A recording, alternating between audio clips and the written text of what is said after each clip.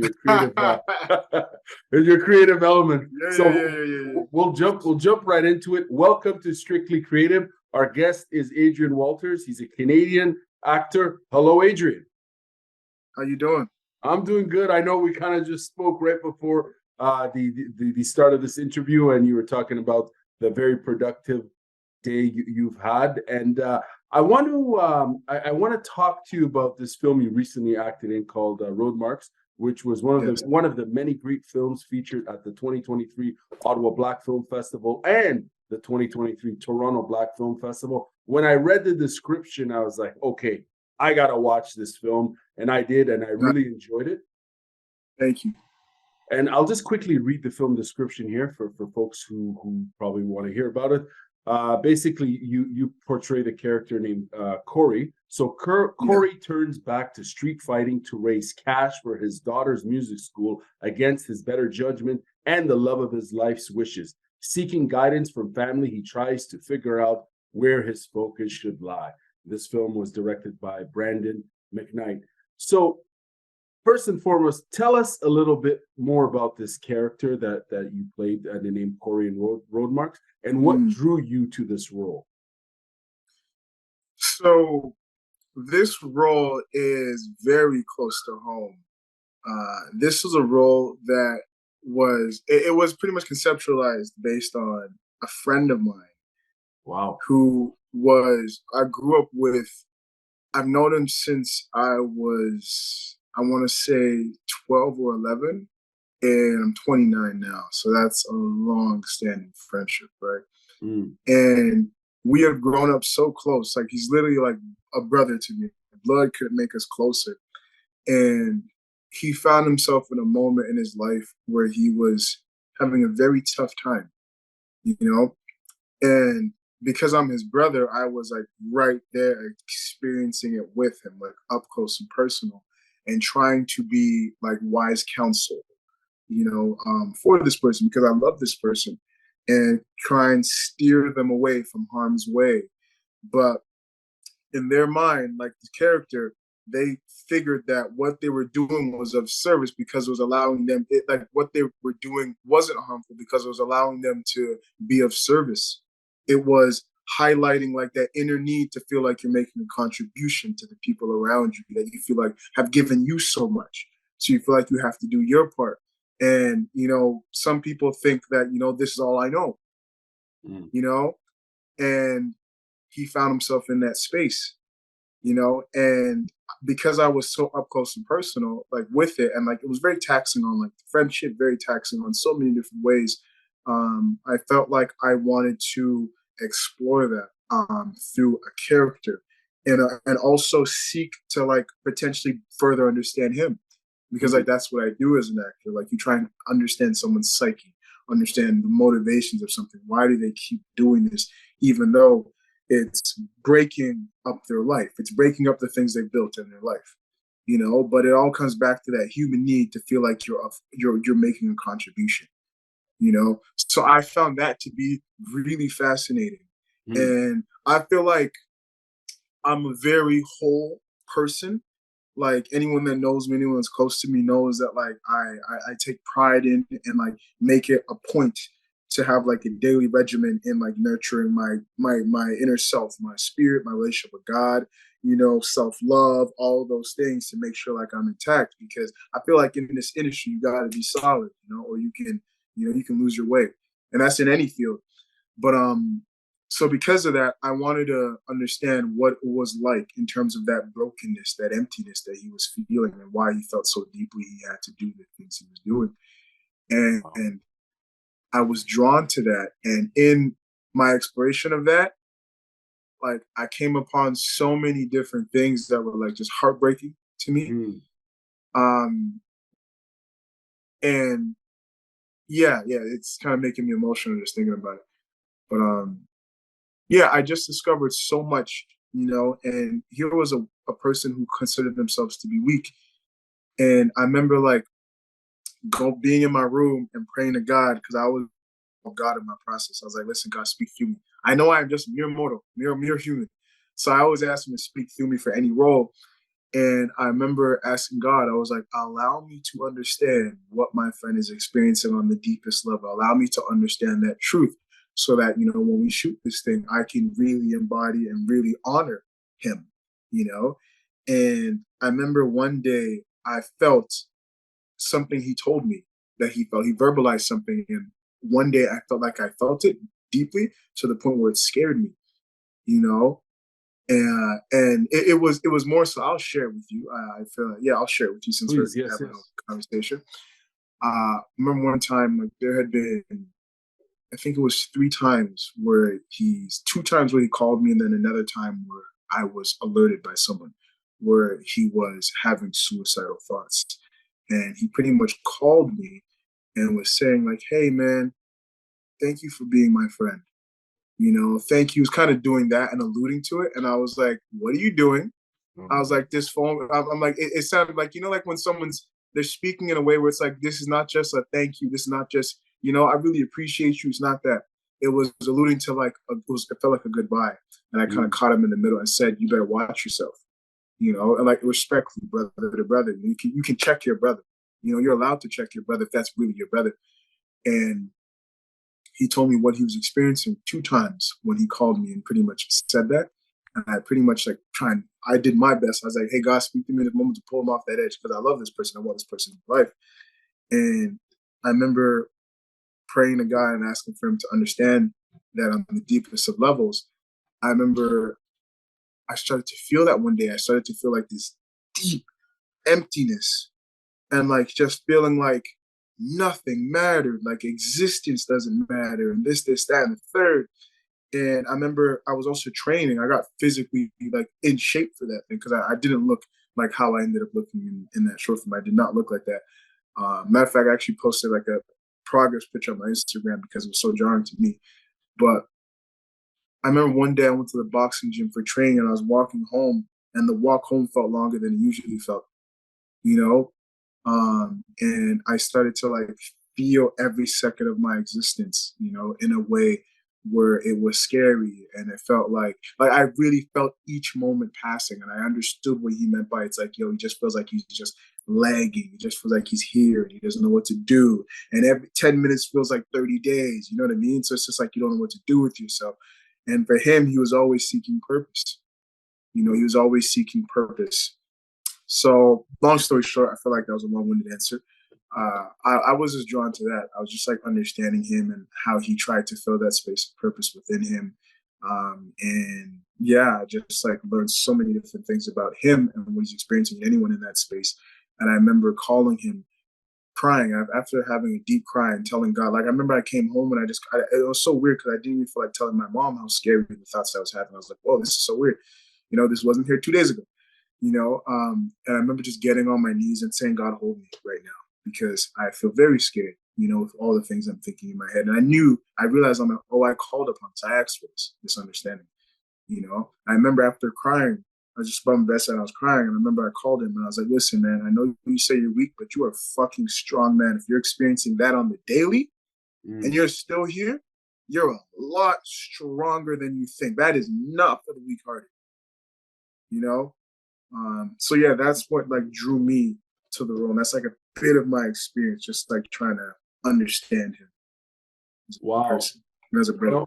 You know what? I really appreciate that answer, and how you really you've given us the full picture, and you dove deep. And there's so much I want to ask just in regards to your answer, because you speak about this strong connection to this friend of yours and his reality. But also it's interesting too because you seem like I don't personally know you or anything like that, but as soon as I saw you on Zoom, I looked. My first initial thought was, wow, this person seems very at peace, very grounded, and it sounds to me like you're spiritually connected. You're a person of faith. I imagine.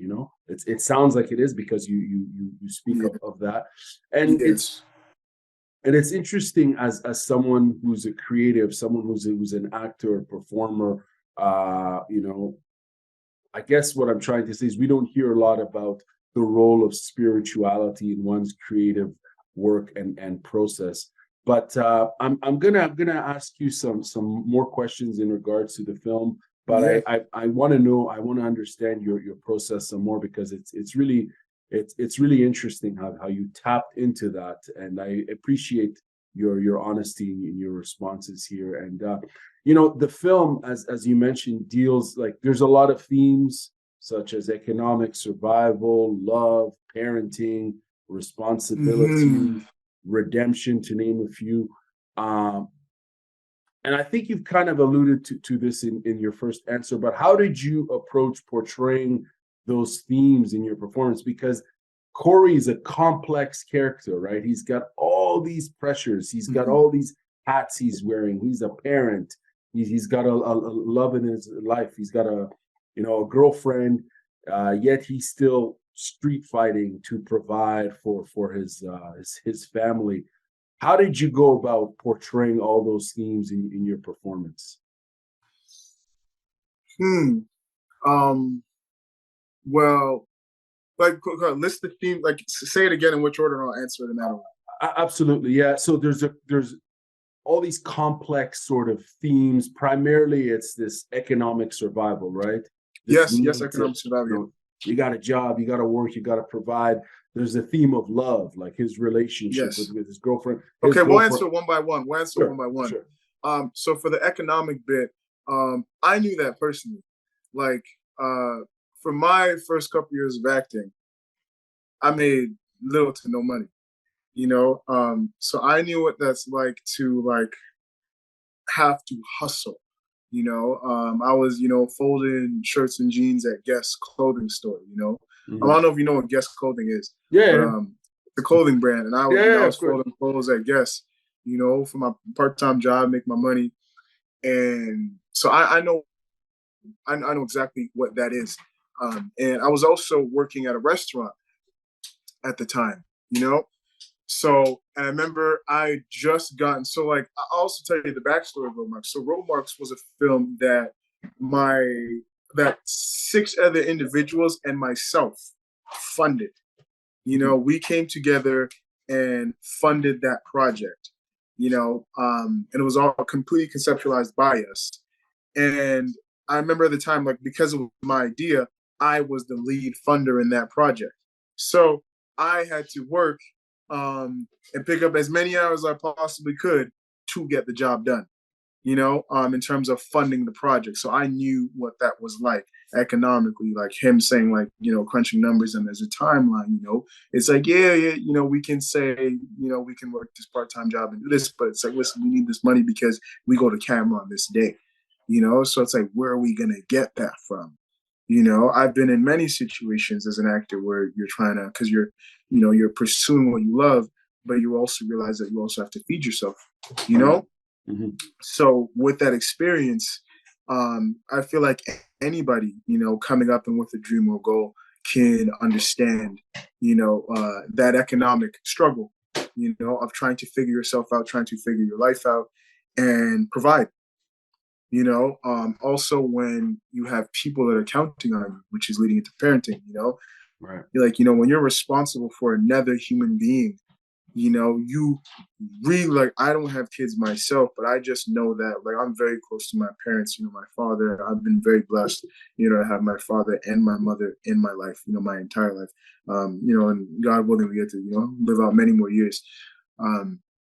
But I've had them in my life, and I've also seen moments where it was tough, and understood that struggle, like a parent's eyes when you ask them for something, they feel they can't give it to you, how they kind of wear a smile on their face, when really it's, I don't know what I'm gonna do. I just made a promise that involves me throwing my hat way over the fence, and I need to go get it now, Right. Yeah. So I understand that, and even to this day, like, I feel like as I mature as a human being, I'm learning things about my parents, and I'm learning that they're not. I feel like we alienate our parents. We kind of look at our parents as aliens. I noticed, where we almost feel like they're not human beings. They don't have feelings. They don't have dreams. They don't have goals and stuff like that. And they do. Like my mom and my dad. Each day I look at them, to me they start to look like babies now. Or my mom will smile about something, you know, like you'll compliment her on something and she'll smile about something and you're like, whoa, like I can tell that really made her day. Like she really wanted to hear that. You know, she really Mm. wants to hear good job. You look nice. You know, my dad will come and get a haircut and he'll spend as much time around me walking around until I take notice of it. You know? I'm like, okay, you're looking like a young man. We're Jamaican, so the accent comes out. Right? He's like, oh, you're kind of looking like a little man, you know, and stuff like that. He's like, yeah, I know, let's go to the barber, you know, little something, something, you know. So I understand what it is. Like, you know, they're human beings. They have hearts, you know. So I feel like I really understood what that was, you know, just through living and being an empathetic human being. I can understand what that is, and someone who wants to provide and feeling like they can't. I know what that is, you know. Mhm. Yeah. Right on. In terms of the role, so you mentioned that there were six of you guys that funded this project, right? So you guys were Yes. very invested in this, obviously. Um, did you have, like, in terms of acting techniques or methods to get into your character, for those who are, for those of us who aren't involved in your industry or your art form acting, how do you get into the zone? Are there particular techniques or methods you use to get into a particular character or portraying a character? If you could kind of educate us on that, please. There are like a lot of techniques that are flirting around in the industry, and I'm sure one of them you've heard is probably like method. There's like Meisner, um, and I would say that like I don't really want to say like I subscribe to a particular thing because I feel like the process of acting is pretty much a mixture of all of them. You know, like Meisner is kind of like you take what's in front of you and you work off of that. You know, you kind of play a nice game of tennis. That's Meisner. Whatever's happening right now, we're doing that. So if you say hello, I'll be like hello, and you're like hello, I'll be like hello, hello, hello. You know, it's like that. It's like Mm, it goes. It's best. Whatever you give me, I'll give you. You know, right. which what acting is at its best. It's like it's this connected game of tennis. And then there's method, which is to immerse yourself as deeply as you can into the process of what that person is doing. So method pretty much means like you do your best to take on the life of that character. It's like you ask yourself the questions that aren't on the page, aren't in the script. Like, what is their daily routine? If they're a fighter, that means they fight. You know, Mm, what? How do they get prepared for that? How do they preserve their body? You know, how do they do all these things? How do they keep themselves sharp? So for me, I pretty much I enrolled myself into a fight class, a boxing class, nice. which is like 10 to 15 minutes from my house, and I'll go 3 times a week. I started doing like push-ups, sit-ups, so push-up crunches, sit-ups, jumping jacks, high knees, running on the spot, all that stuff every day. And I would do like 200 to 800 reps of push-ups every day. Wow. Wow. Um, yeah. So for like the span of 3 months, and it completely transformed my body. It completely transformed my mind and the sharpness. Like I've never been more disciplined. Mm, I got to a point where I was like, oh my god, I think I'm actually fully in control of myself. You know, in wow. terms of like urges and stuff like that. Like nothing could tempt me because I would keep things out of my point of view, like sweets and stuff like that, because I have a little Mm, bit of sweet when it comes to candy. So I was like, I can't eat that. And I was working at the keg, you know what I mean, trying to pack in them hours so I can film this film. And I mm. remember, they were offering us brownies. They're like, hey, Adrian, you want that? And I'm like, I'm good. I'm good. And it get to a point where it's like I would even go to it and smell it. And I'm like, wow, I think I've unlocked the code. Like I'm not drawn to this because I know Wow. it's not good for me in terms Mm. of my objective. So I've really immersed myself in the lifestyle of the character and yeah, going to fight classes, training every day, and pretty much like working the material and also conversing with my friend's partner at the time about what it was like, being in that relationship with him. And so that's pretty much like how I invested my time into preparing for it. And she just pretty much gave me the play by play of what it felt like, and I just tried my best to like do that. Right on. How much weight did you say you gained in those 3 months in total? Like, yeah, how much did you weigh In before? And 3 months, uh, I probably put on maybe, I would say 15, I would say 12 to 15 pounds of muscle maybe. Wow. And Wow. shredded my fat away. Shredded like I was dumbfounded. Like I had veins in my abs, and I was like, I've never experienced this in my life, you know. That's And you know awesome. what's funny? You want to hear a funny joke? What got me to believe that I actually could do it is like What's my that? brother's a personal trainer, right? Okay. But he's very regimented, and he does like the most, to keep his body in shape.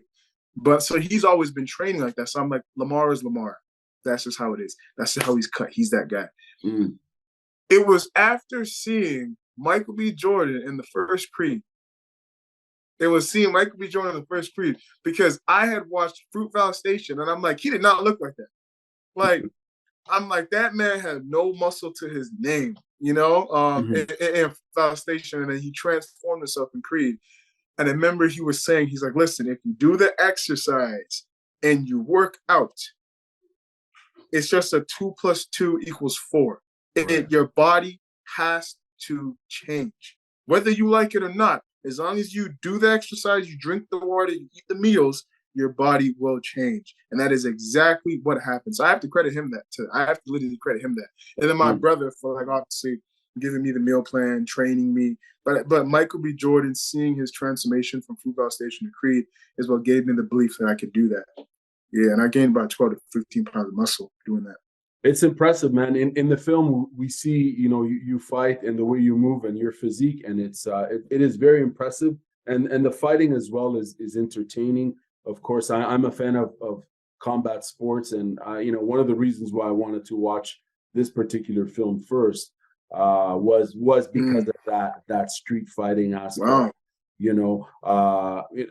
And don't get me wrong, the film festival has a ton of great other films and so on, but I jumped to that. I gravitated to that first, and the themes and the subject matter covered in the film are very relevant, I think, to people who watch it, if they're fans of combat sports or if they're artists pursuing particular projects or goals. You know what I mean? Like, and Yeah. anyone caught up in a certain reality where they seem to think that this is the only option they have, if it's unfortunately, if it's even criminal activity, to some extent. I'm sure we all know folks who've been in situations like that. Unfortunately, I'm not saying it's right, but it's the reality of the economic reality of certain communities across the world, and so on.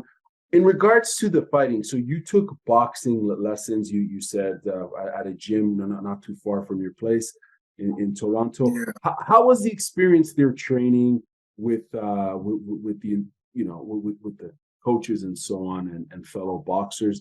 And did you tell them what your intent, what your goal was, and why you were there training? And if so, what sort of advice did they give you? Yes, I did. I went in day one and I was like, listen, man, I have this objective of how I want to look, how I want to feel, and how I want to be confidently on my feet in terms of like standing in front of someone and feeling like I have something, like I can throw something, you know what I mean?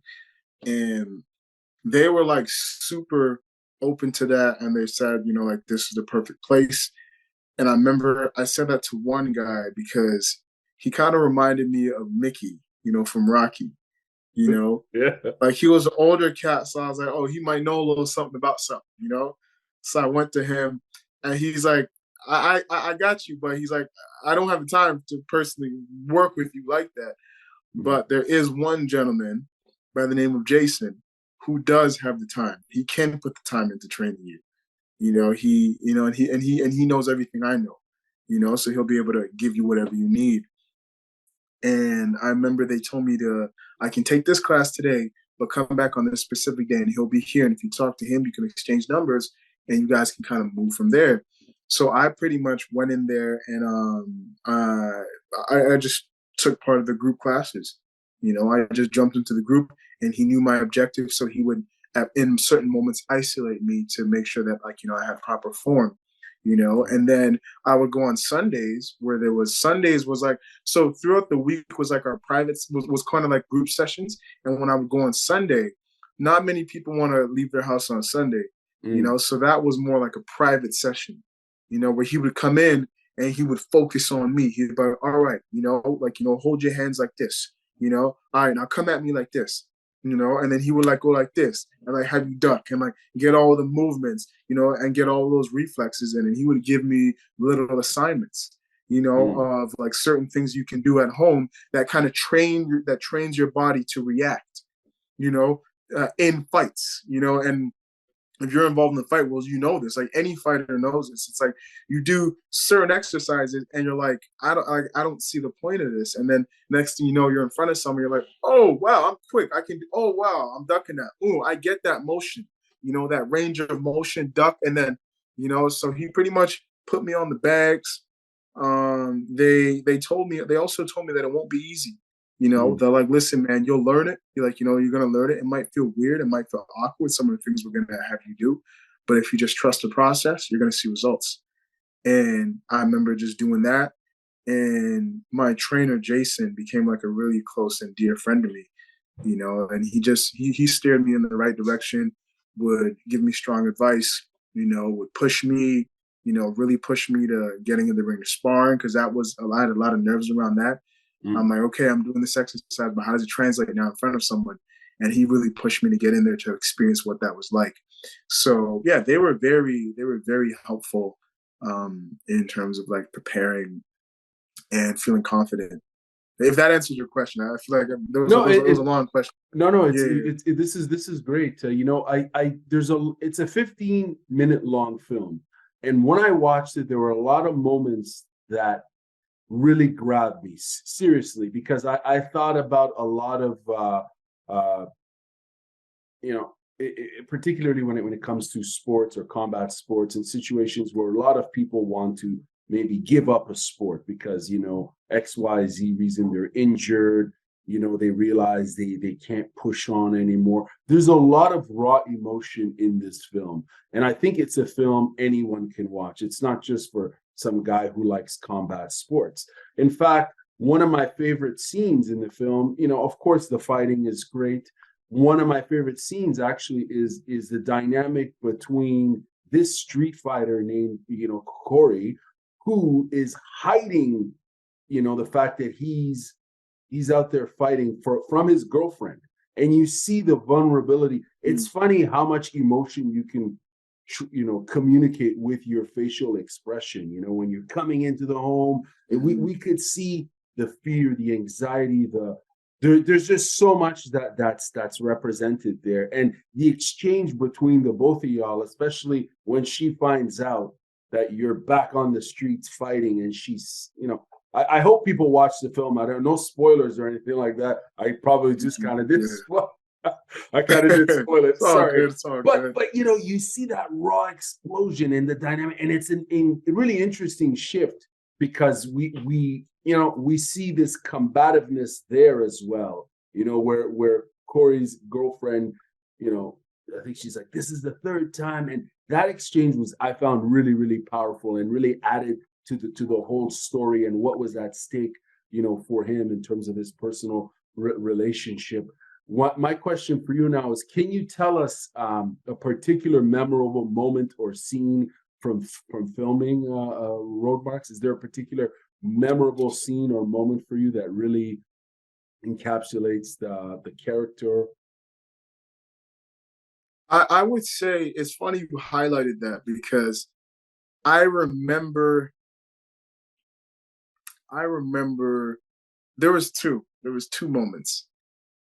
Um, it was that scene, working with Umberly Gonzalez, is the actress. It was a dear friend of mine, and we had met. I want to say like pretty much for that film. Like we had met prior, when I did a play. She came and helped us out with something, so I met her once, and we ended up working together on this story. And we had like taken time to like hang out and time like connect, so that we can genuinely feel like strong feelings towards each other, and a deep care, you know. And I remember I really developed that, you know, for her, and vice versa. You know, she's a very open person, so we, you know, we felt strongly towards each other in that way. And I remember doing that scene And I remember when like in scene, I remember walking and putting my hand on her back, being like, "Baby, chill, chill, chill, chill. Like I understand this is bad, but like just hear me out for a second." And she was like vibrating. Like I felt like I touched her and my hand bounced back because she was vibrating so deeply, like you hurt me, Right. you know? And I really felt that in her being. And it scared me. I'm like, oh my God, I did that, you know? And so it led into like, but it led into like the direction of the scene where it's like, you know, she's on me about it. I'm like, well, let me talk, blah, blah, blah. And she's just hitting me. It's like, I explode. But it's like, well, here's all the things you do. Here's all the things I feel. Well, you know, since you want to be so expressive, you know, and it explodes. And I remember, yeah, that was a beautiful moment between us. That was really Big powerful. time. And Big time. it took us all by shock, you know. You know, you can prepare for things, but you never know how things are going to translate. So that was a beautiful moment. And like I felt like, and because my heart got torn open in that moment, I remember realizing like, oh, I might be in trouble. Because like I felt so strongly for her that I was like, oh my God, I think I'm in love with this woman. You know, which is a scary thing that actors don't talk about too, which is like, how do you formalize like a deep love and care for someone that's honest, and then know that when the project wraps, keep that separate. Wow. You know, how do you even create boundaries within the process of honest emotion? You know, that's not many people talk about that. That's not something we talk about in industry a lot. You know, they really encourage you to fall in love with these people on screen, but no one talks about how you have to process it going home.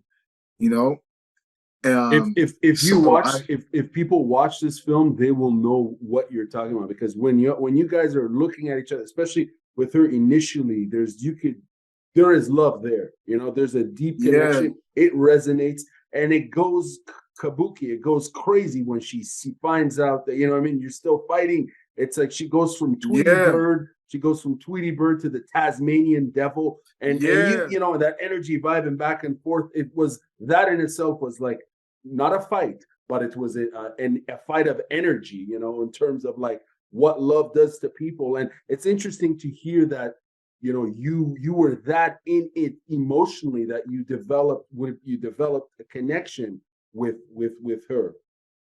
Yeah. And people, if can we talk about that can we talk about that theme, and how do you all as actors like decompress it? I don't know if that's the right technical term. How do you separate? Because you know you're talking about that honest connection, you know, you're performing, but please. But you make it feel real to yourself. You convince yourself of that. And there's so many different ways of going about it. For me personally, what I did was like, you know, just like express myself. It's like, wow, it's like really feel so much towards you, like such a deep love. I remember, and like you have friends to lean on, that other friends that are also great craftsmen that kind of help you, because I didn't go to theater school, you know. I didn't do all that. I went through like fit TV and film training, which is a bit different than the way they train you for the stage. So I didn't have all that decompressing tools at hand. So, but luckily I have amazing friends around me that kind of broke down the process for me. Because at first I was like, all right, I'll just avoid this human being, you know? And they're like, that ain't gonna work, you know? Because what's the saying? There's a saying about like, you know, separation creates appreciation or something like that. Like, you know what, when you don't see someone, you know, you can fall deeper, you know. Right. I don't remember the name of the saying, but pretty much my friend was like, listen, you know what you do? You breathe through that, you release that, you touch back into your reality, but that is real for yourself. You did create that for yourself. So what we started doing was hanging out and connecting, and from that we became the best of friends throughout that process. And it's so funny because like in our industry, relationships do move really fast. It's like you can meet someone, work with them for 3 days, a month, however, and they become a lifelong friend, or maybe, you know, your wife or your brother, like, you know, that like a brother from another mother. Like you never know how it goes. But So from my experience, that's what it was. It was more so like hanging out, connecting, vibing, and just realizing that this is just a friendship. You know what I mean? But there's trickier situations, you know, especially that we've seen in our industry. And one of the things that we as artists do, and something I enforce, you know, within myself, because I'm a very hard on the sleeve guy, is to create a pact, pretty much, like realizing like this is not reality. This is truth in a box, you know, and it lives within the confinement of this project. And beyond that is no more, you know, especially for things where you have to be deeply intimate with someone. But understand, outside of that box, you did create, you know, a real love and care for that person, and that does exist. But anything intimate is not. You know, that's just truth locked in a box, because you'll find yourself in situations where you are a married person and you go into a project having to play a love interest with someone. It's like, how do you navigate that now? Wow. You know, where Yes. you don't bring harm to your home. You know, you don't chip away at what you built, you know, where you're from, you know. So, but you also have to be honest, because you are contractually obligated, you know. So as actors, one of the things I've learned is, yeah, we have pacts. You pretty much just like make self promises and then make a promise with that other actor of what this is, and you kind of navigate, you know, the truth of this story in that box. And when you step out of it, you go your ways. Very, very interesting. I know I Yeah. probably I don't know how much time you have left. I have a couple of more questions. I hope I can take you Yeah. for another 20 minutes. Is that cool? That's fine. Yeah, we're here. Let's do it. Yeah. Awesome. Awesome. No, I'm really enjoying this. I really appreciate your time and everything you're telling us here. In addition to acting, you've also worked as a writer and director. How has your experience in those roles influenced your approach to acting? Well, I've actually only worked as a writer. Oh, okay. Okay. Sorry. Only worked as a writer. Only worked as a writer. Yeah. Okay. How it's changed my approach is it made me realize that if it's on the page, it's there for a reason. You know, so if it's on the page, it should be on the stage, and if it ain't on the page, it ain't on the stage, according to Mr. Denzel Washington. So it taught me that everything on the page is integral, because when you're making a film, especially if it's short film, you know, or even a feature film, it's money. So you have to film everything on the page. So you got to be really wise and really certain about what you want, what helps to tell the story and what doesn't. And if it doesn't help to tell the story, you cut it. It is not in the script. So writing something taught me everything is integral. So if a writer puts something in a script, that is a device or a key thing you can use to enhance your performance and to capture their vision. So that's pretty much what it taught me. So it's like, take everything in, like read it as much as possible and really spend time with it in a way where you can mine the ideas that were put into it, because it will enhance your performance. So that's pretty much like what I've learned from writing myself. Right on. What do you think in terms of what do you hope audiences take away from ROADMARKS after seeing it? Well, what do you think? What is the expected outcome for viewers? What should they take away from this film? You know, it's so interesting because I never thought too deeply into like what I ultimately like. I hope that they just take away a personalized experience with it, and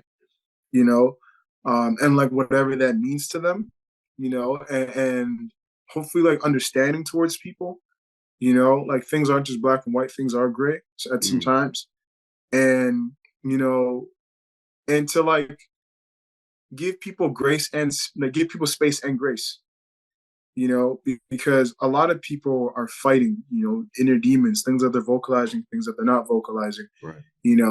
And at the end of the day, that nobody's perfect, and that we're literally all just trying to find our way. We're all trying to figure it out. It doesn't matter how rich, how set up, how poor, dead broke, generational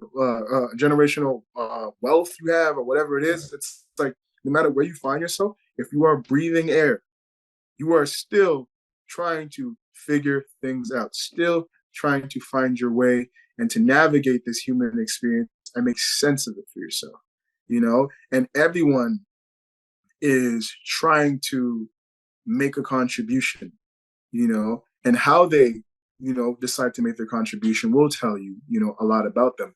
But give people grace, because, you can easily be that person, you're not too far from anything, so I really hope like people just like leave with like deeper understanding of people, and yeah, grace and space and grace, to be themselves and to figure themselves out, and obviously it can be very tough at times. I personally have that experience in my own life with my friend, as I told you.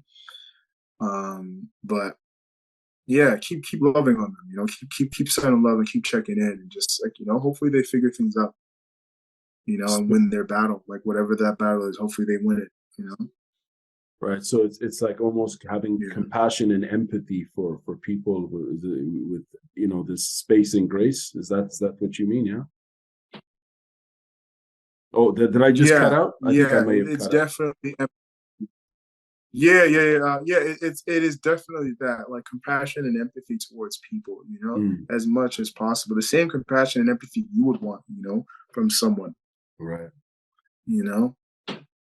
Few more questions for you. What inspired, and you probably get this question all the time, so I apologize if I'm hammering this question again, but what inspired your journey into performance arts and acting? What sparked that interest?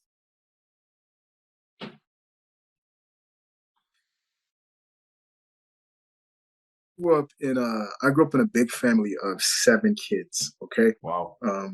And did that chip out? Yeah, 7 kids.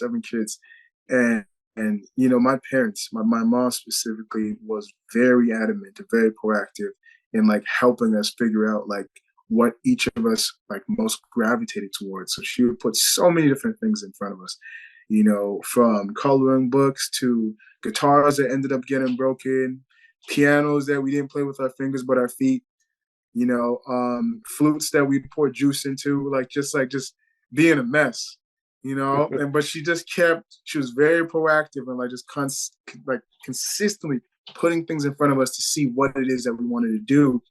And one of the things that I gravitated towards was, the television, was watching movies, was making impersonation of characters and making my brother laugh. My brother that's older than me by 2 years, I would always enjoy making him laugh. And like my stories about it to this day, I was like the house comedian, and I still am to a degree.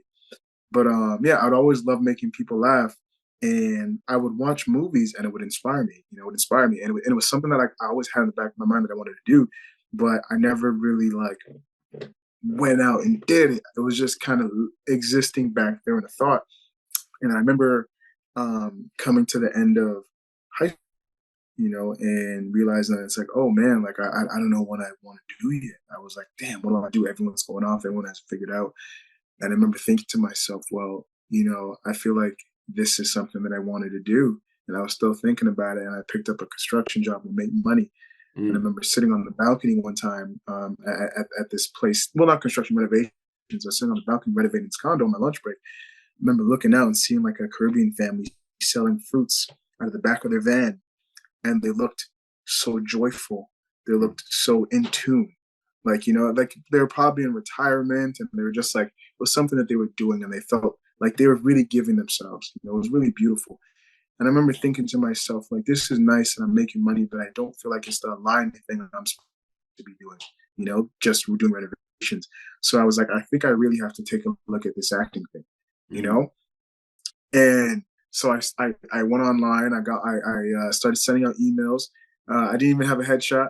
I was just like, hi, my name is Adrian Walters, and I would like to, be represented by you. And I remember my agent that I have now, she pretty much emailed me back right away saying, hey, we're not expanding in your age range or type. Thank you. I'm like, she didn't even see my photo. Wow. When I realized it, I'm like, she only deals with people that have some track behind them, So she pretty much just said, too green, too new, no thank you, But in leading up to that, like in doing that, like pretty much sitting down with agents, I ended up signing with one who took me on. and gave me, the space to be able to like learn this industry. I started taking classes and whatnot. But ultimately, it was Leonardo DiCaprio and Denzel Washington that really inspired me, like overall, in terms of like, I want to do this. Like I remember watching Leonardo DiCaprio in Blood Diamond, and Jacques Hounsou as well, and Denzel Washington in John Q. I remember those two performances were very pivotal in me wanting to become an actor, and like feeling like it was something I was being called to, where I could express myself and like offer something, from me, like literally out of my being that could be of service to someone and contribute to something, whether that's like multiple things, like the art form as well as anyone who's watching it. And I remember watching Blood Diamond and being so fascinated with how I was so entertained by Leonardo and Jamin Hansu, and at the same time learned about something that I didn't know that was very important, which is like conflict diamonds, what happens in Africa and how many people lose their lives, people that look like me, just so that diamonds can be shipped to America and sold for all this money when they're taken and stripped from Africa for next to nothing. So I found that so impressive that, well, you entertained me, but at the same time, you taught me something, and then on John Q, I was entertained and I was really deeply moved by Denzel Washington's charisma on screen and his ability able to hold your attention.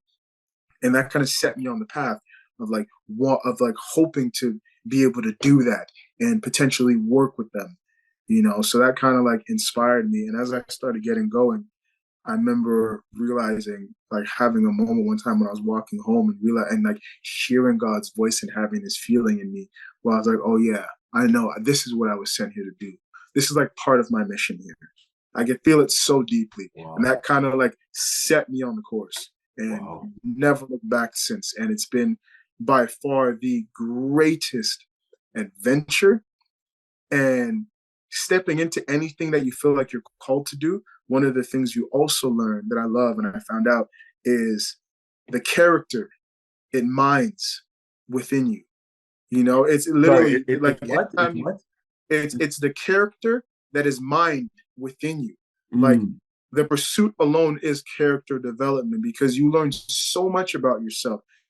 You learn how you react to when you hear the word no, and when you hear it 10 times in a row, when you hear it 30 times in a row, you learn a lot about yourself when you hear that, and then when you hear yes, you learn something about yourself, then you start to learn about validation. You start to learn about, where you draw your sense of worth from, your sense of fulfillment, so you really start to go within yourself and start to put things in place and put things in perspective in a way where it allows you to walk around the world as a fuller human being.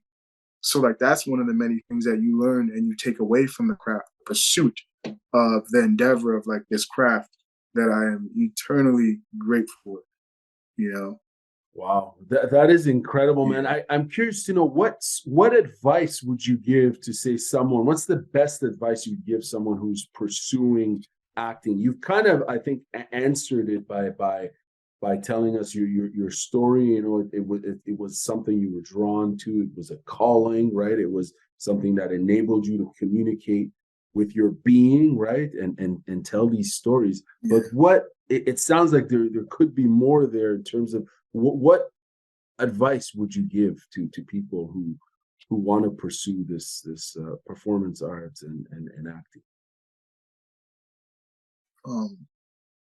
If you believe in God, I would say keep God first.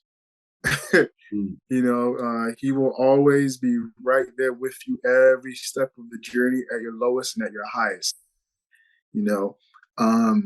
And make sure you love it for the right reasons. It can't be for money, but if it is, by all means, there's many ways to navigate this business, but I feel like you really have to love this thing as in anything. So I would say keep God first. Make sure that you love it for the right reasons. And if nobody paid you to do it, you would still do it, and find a community. As soon as you can, find a community that you feel like loves you and appreciates you, because that will be something that, you have God up there taking care of you and the right things, but you also need people down here, to like be able to lean on, people that you can relate to, people that When you think you're the only one experiencing a low, someone must tells you you're not alone, and you should smile because your blessing is right around the corner. So you need that community. Work on your craft. Work really hard on your craft.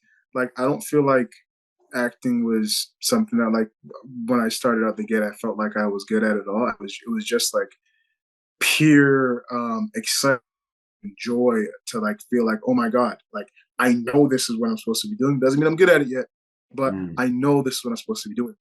I feel like you need patience. You need patience, and not just your own, but divine patience. Because your patience can come to a limit and test. Sorry, divine patience. Wow. Okay. Interesting. Yeah, where you realize that it's like you may feel like it's cracking, like you're at your limit, and realize that you're not just like you're waiting on God. You're not necessarily waiting on them, but like God to show you. It's like, listen, because I feel like God wants to give you everything that you set out for, but He wants to test you before He gives it to you. So that when you get thing, you're the person that is ready for the thing, that can actually handle and navigate the thing. It's like, how many people win the lottery and they say within 12 months all the money is back in the hands of the rich, or majority of it, like 80% of it, right? Because the millionaire is not the money, the millionaire is the mindset. You know what I mean? The navigation of the understanding of money. So I feel like God will prepare you for the things that you want, as He has done with me and is continually doing with me, in a way where it's like, yeah. So I feel like I was about to switch my answer, but I was like, let me stay focused on what he asked me. Is divine patience. Yeah. So divine patience, keep God first, find your community, make sure you love it for the right reasons, work really hard at it. Nobody should have to tell you to do what you do. Don't wait for someone to, and don't wait for permission to be great, which is something that my brother and friend Leighton Alexander Williams told me. He's like, don't wait to go within and bring out the greatness within you. Don't wait for someone to be like, hey, Adrian, I see that within you. No, do it yourself, because it's in you. Any actor that you admire, that is all within you. Everything you've ever seen them done is within you. Their way to the craft may be unique, but the way they're able to move people, the way they're able to make people laugh, that is all within you. And another thing, and pretty much lastly, is lean into your own uniqueness. Be you.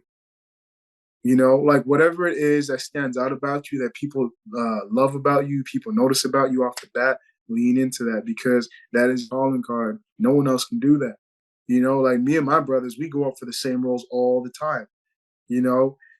But when we even help each other run lines, because we don't really look at each other competitively. It's like, listen, man, as long as it falls 1 through 7, we're good. Somebody's eating off of it. You know what I mean? And that's how we feel. And we're not intimidated with each other, because we know that there's so many different things about you. It's like, they're like, you love different. You say hello different, based on your experiences. You navigate the world different, So, and like, that's kind of like what I feel like casting directors or people want. They want your uniqueness with the text on top, So don't come in bland. Lean into who you are and be who you are. Like for me, it was like vulnerability, hard on the sleeve. So sometimes I would shy away from that, saying like, oh, maybe you feel too much, Adrian. Maybe you're a little too vulnerable. And then my friend Leighton, once again, gave me permission. He looked me in my eyes and told me that the fact that you can feel as deeply as you can for someone outside of yourself is a superpower, because not everybody does. He's like it's no coincidence that you happen to be in the field that you're in, because that is exactly what you were being called to do. You were asked to take this text and to feel as deeply as you can about this person in the page, within the fine lines of this, with another human being, and tell a story. And that is something that comes natural to you. He's like, do you see the way God has lined it up for you? Or is it just me? So lean into your own uniqueness. Yeah. Incredible, man. Honestly, this is probably the best advice I've heard, and I've interviewed all sorts of different people in different sort of creative expressions, you name it. And I really, really, truly appreciate what you're sharing with us here. I can't even speak.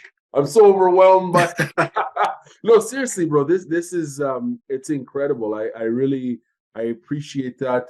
I'm gonna ask you two more questions because I don't want to take up more of your time. This has been really fantastic. I'm curious to know now you've been active in the industry now for several years. Yeah. Have you seen any progress in terms of representation and opportunities available for Black Canadian actors? What are your thoughts on that?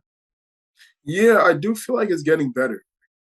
It's not all the way there yet, but I don't like to complain. I like to be a part of change. I don't really like to complain Right. about anything because it's like with all the complaining that can be done, there's someone that is going out there and figuring it out and being like, hey man, this is what they gave, but I came out and made my own way, Mm, like the conditions for Denzel, were pretty rough, but he still made it through. Still made it through. So it's like I like to view things in that way. But it is getting better. It is definitely getting better. Like I feel like there is material being created nowadays that is like Black focused. You still see tokenism. That will always be there. Hopefully it does change.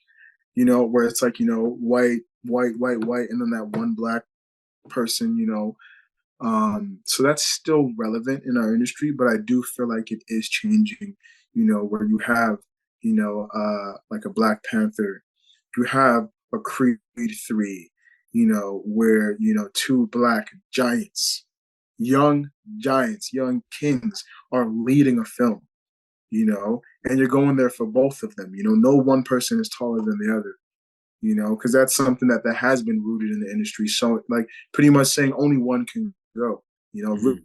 rooting that into like a Black person's mentality as an artist, But I feel like we are seeing like those doors being broken down. We're seeing Woman King, we're seeing those films, specifically with darker skinned people, which is important because that is representation.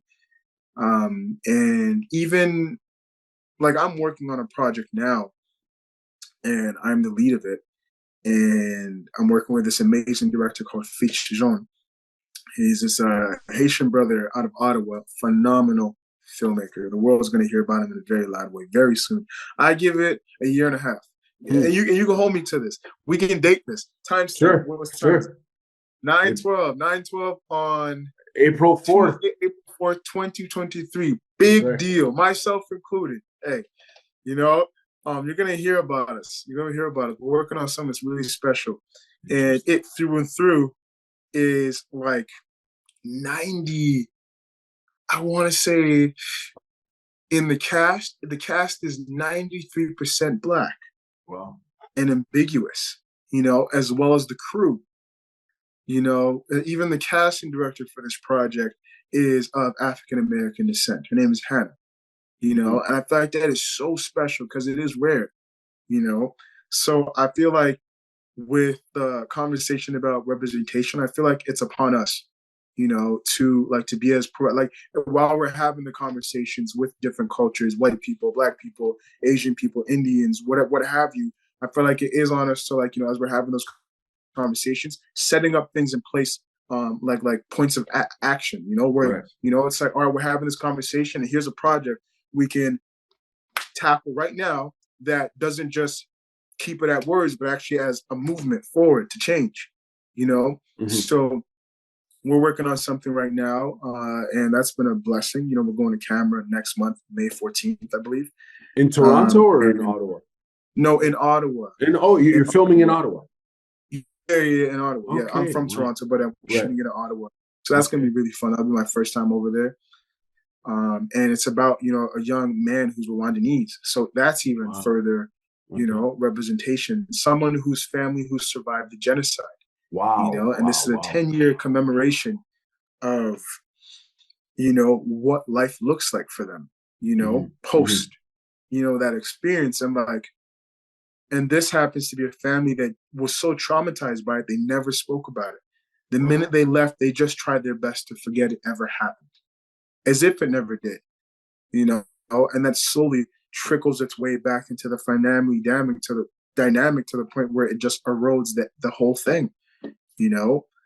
and seeing like what's that like navigating that through a young man's eyes who's also dealing with trauma, which highlights, you know, the Black community, because like Black community doesn't really believe in mental illness, doesn't really believe in trauma.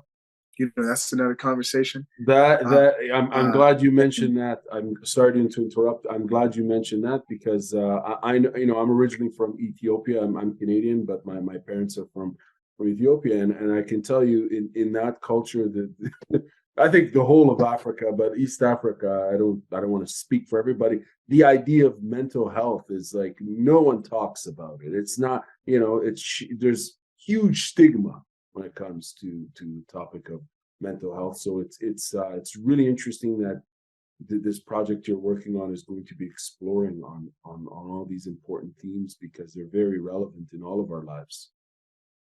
You know, and like I feel like, especially when we have like, you know, young Black people fearing each other in the streets, you know, and are trying to find, you know, come from broken homes and trying to find homes in other ways, which might be gang affiliation, you know, and whatnot, and then feeling like that's something to protect. So when they see someone who also found a home in that, you know, they go to war on that, and that's just trauma. That's just a conversation that never happened, leading to war, you know. And did you freeze? I think yeah, you're frozen on my end as well, but I can hear you. Can you hear me? I'm back. Oh, yeah, okay. Can you hear me now?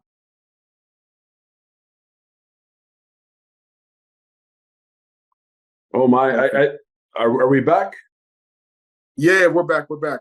What was the Okay. last thing you heard me say? You were talking about the trauma of the sense of belonging that kids who come from broken homes joining gangs and then they go to war for each Yeah, other. just trying to find a home, you Mm. know, and then and in the nature of self-preservation, you try and defend that home, you know, and when two broken kids find themselves on opposite sides, you know, then we have a war in the streets, you know. So I feel like this story navigates that, not necessarily war in the streets, but like there is a bit of that, like people trying to find homes. Like we do explore that within the story, but it's like as young Black men, I feel like we need to talk about things more. Like if you are experiencing trauma, you need to have those conversations. You need to say, hey, you know, like, you know, like I noticed myself getting triggered, you know, like you said something and technically you didn't really mean any harm to me, but I noticed myself being really angry. Why do you think that is? You know, and having those conversations and seeing where it leads. You know, I don't think therapy is a bad thing. Self-love is important, you know, and self-care is important. So yeah, we explore those themes, you know, within our story, like a man trying to navigate his experience and in a way, you know, not model his parents' journey because they never talked about it. So it's only natural for him not to talk about it, you know. And then sometimes it gets to a point where things are too late, you know, where you go to the point of no return and you can't come back from what has happened. Right. You know. So yeah, that's just like some of the themes we're exploring in our film. And then my brothers and I, we're gearing up to do another feature film as well, that I can speak a little on, because like we have to put it in, we have to like, we have to go into production first before I can talk too much about it. But it also explores that same theme of like people coming from broken homes and what that's like navigating trauma, you know, in a world where, you know, based on your experiences and the way you try to survive and live your life has protected you. Now realizing that that no longer serves you, you have to go in the opposite direction.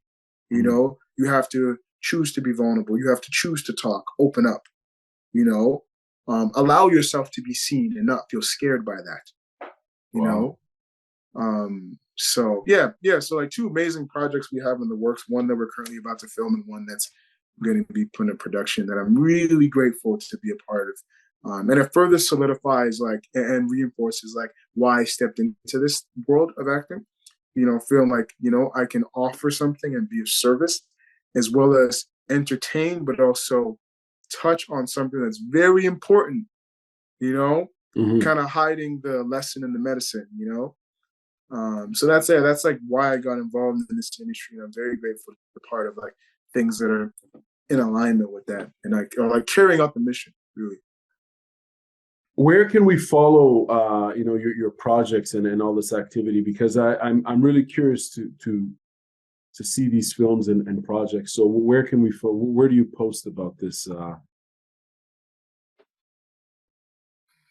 Well, what's my Instagram? You can always follow me on Instagram. On To be Instagram, honest, okay. I'm not the best with posting to Instagram. I'm not the best with posting Instagram. I feel like I keep a lot of things to myself. But let me grab my Instagram handle if I remember it. I'm gonna tag it in the interview. All good. I'll tag it in. Okay. So yeah, you can follow me on Instagram. You can also follow BDB Productions Inc. _, I believe, which is like the production company. Okay. And for the other film that we're working on right now, it's called It Comes in Waves. And that's the title of like, highlighting trauma. It doesn't just land in one day, it comes in waves. It comes and it goes until you address it. Wow. And you want to get to it before the wave is too big and you're no longer in control.